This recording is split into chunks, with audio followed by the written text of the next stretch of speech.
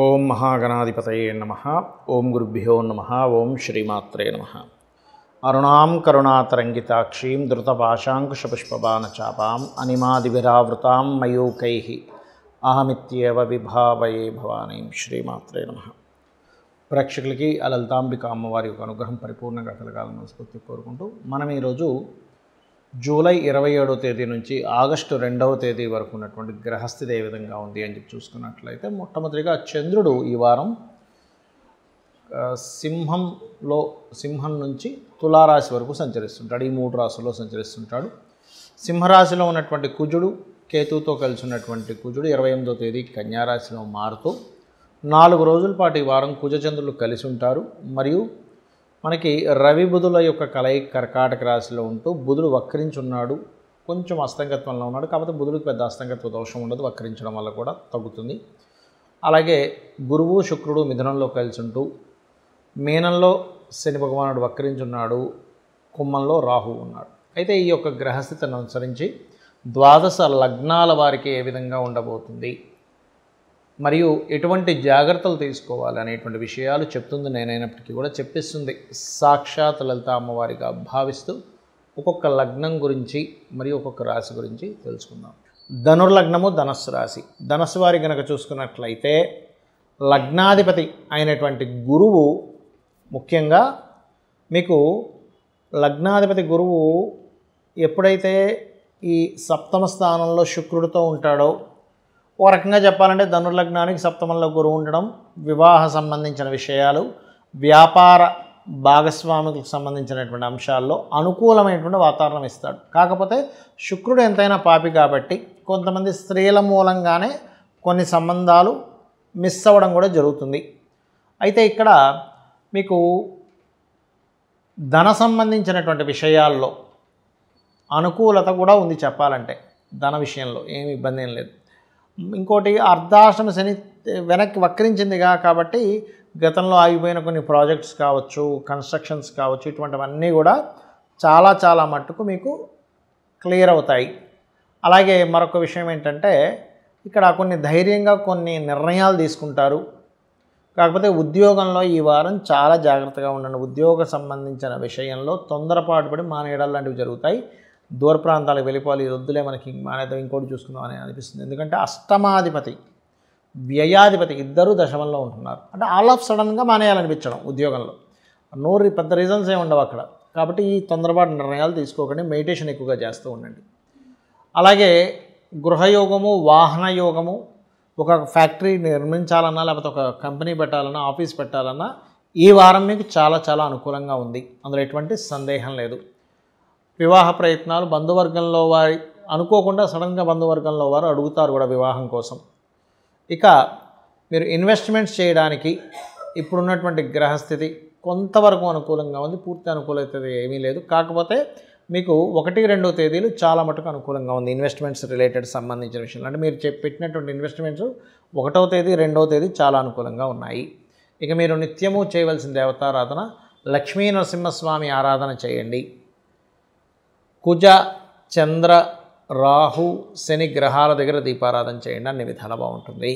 చాలామంది నన్ను అడుగుతున్న ప్రశ్న ఏమిటంటే, ఏమండి మనం పూర్వజన్మలో చేసినటువంటి కర్మ వలన ఇవన్నీ జరుగుతున్నాయంటుంటారు కదా, మరి మనం చేసేటువంటి పూజాది కార్యక్రమాలు కావచ్చు, దానము, ధర్మము ఇవన్నీ ఉంటాయి కదా, వీటిల్లో పెద్దగా చేసేవి కొన్ని ఉంటాయి, హోమాలు, యజ్ఞాలు, ఇవి ధనవంతులకైతే పర్వాలేదు చేయించుకోగలరు. మరి సామాన్య ప్రజలకి వాళ్ళు ఇబ్బంది పడుతున్నప్పుడు లలితా సహస్రనామాల్లో ఏదైనా ఒక్క నామంతో క్లియర్ అవ్వడము, లేకపోతే చిన్నపాటి దానమో, లేకపోతే భగవంతుడి దగ్గర దీపారాధన, గోసేవ చేసేటువంటివి ఏమైనా ఉన్నాయా అని చాలామంది నన్ను మెసేజ్ చేస్తున్నారు. చాలా వీడియోలు చెప్పాను, ఆయన అడుగుతున్నారు.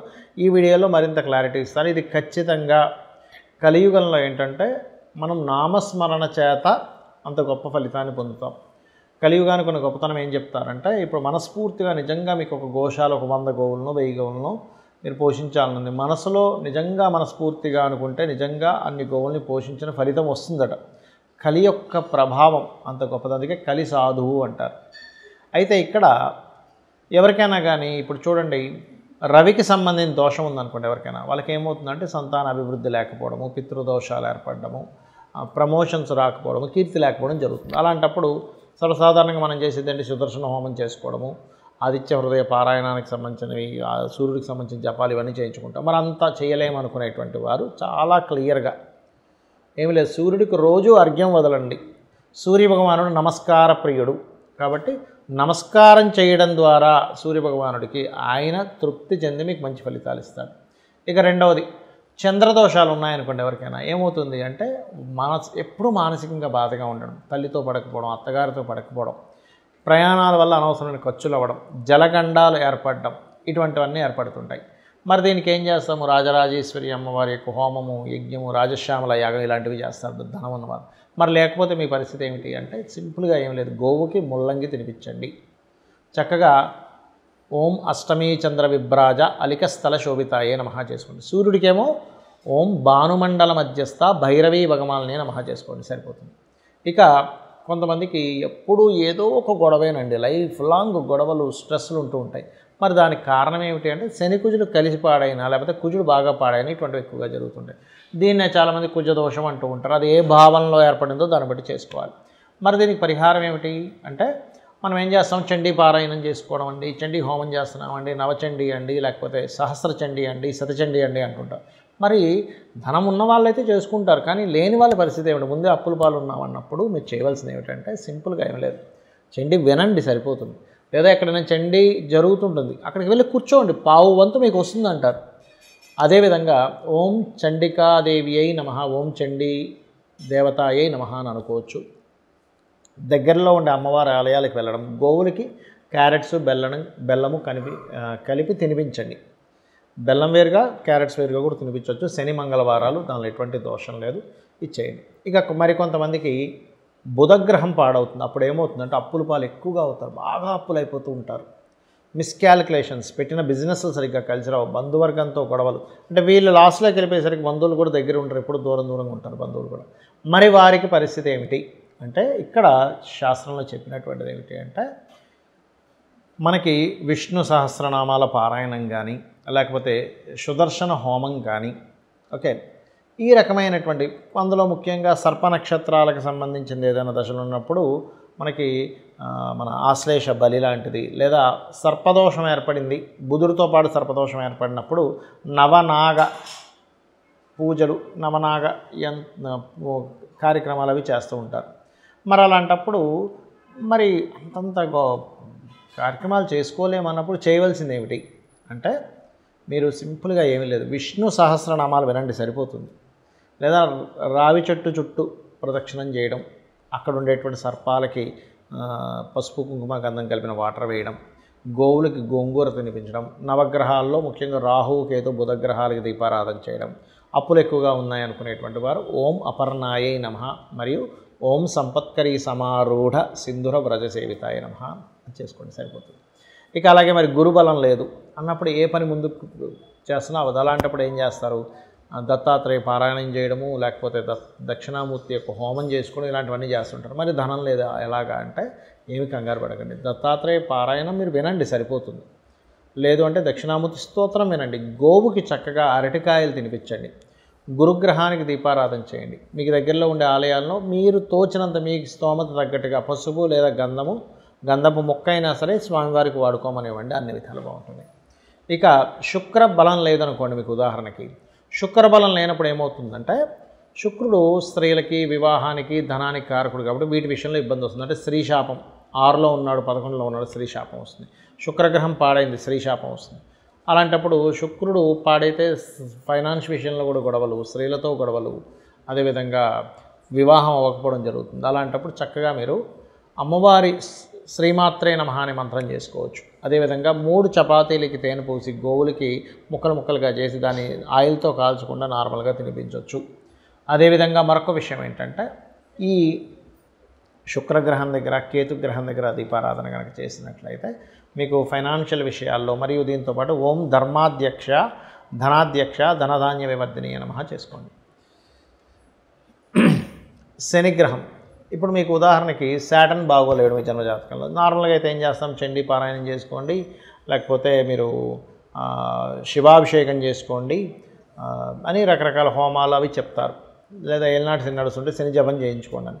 కానీ కొంతమంది పరిస్థితి ఎలా ఉందంటే అది చేయించుకోలేని స్థితిలో పాపం ఆర్థికంగా ఇబ్బందుల్లో ఉంటారు. అలాంటి వారు ఏం చేయాలి అంటే సింపుల్గా ఏమీ లేదు, ఆంజనేయ స్వామి ఆలయానికి వెళ్ళండి, గోవులు చక్కగా బెల్లం తినిపించండి, శని త్రయోదశి లేకపోతే నిత్యమైనా సరే శని భగవానుడికి కాస్త తైలాభిషేకం చేయడం లేకపోతే దీపారాధన అయినా చేయండి, అన్ని విధాల మీకు బాగుంటుంది. ఇక రాహువు కేతువు, రాహు ప్రభావం ఎక్కువగా ఉందనుకోండి ఎవరికైనా, అప్పుడు దుర్గా ఆరాధన చేస్తే సరిపోతుంది. సర్వసాధారణంగా అయితే రాహువు కూడా ఏం చేస్తాము, దుర్గా హోమం చేయించుకుంటాం. అలాంటి వారు దుర్గా నామాన్ని ఓం దుమ్ దుర్గాయ నమః చేసుకోవచ్చు. అదేవిధంగా గోవులకి 4 బెల్లపు ఉండాలు తినిపించడము, మరియు అదేవిధంగా రాహువుకి దీపారాధన చేయడం చేయొచ్చు.